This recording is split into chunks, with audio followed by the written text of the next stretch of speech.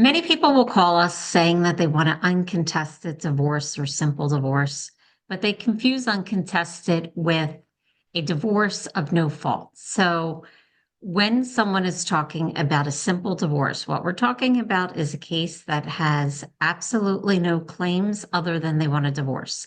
In that situation, there's no alimony, there's no division of property, there's no issues related to children or support. It is simply just getting a divorce. And in those cases, we can do that in Pennsylvania on the paper. And what that means is you don't have to go to court. But there's two different types of no fault simple divorces. One is where you would have to wait 90 days and then both people would have to sign and agree to that divorce. And the other type is where one person doesn't agree, in which case you're going to have to wait 1 year from the date that you separated in order to proceed on a no fault divorce based on a 1 year separation.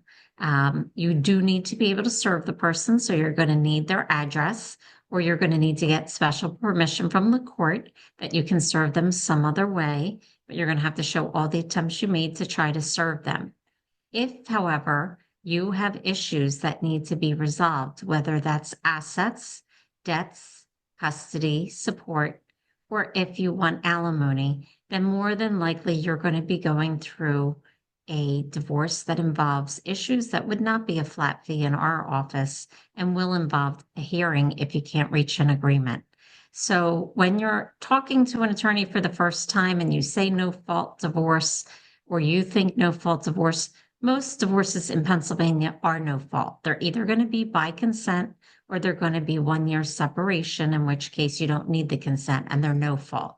It's very rare that someone would get divorced on a fault ground, which would be adultery, etc., because of the two no fault divorces do exist.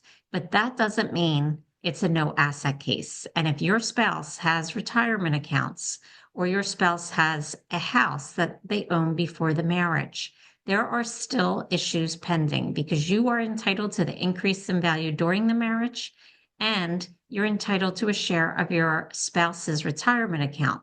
So just because things are not in your name, don't think that you don't have a claim to divide assets.